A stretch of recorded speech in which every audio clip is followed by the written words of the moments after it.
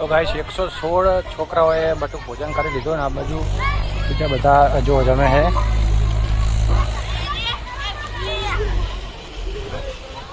આ બાજુ અહીંયા છાંયડે વૃક્ષના અહીંયા જમે બધા.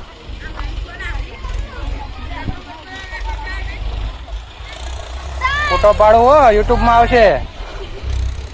યુટ્યુબમાં આવું ને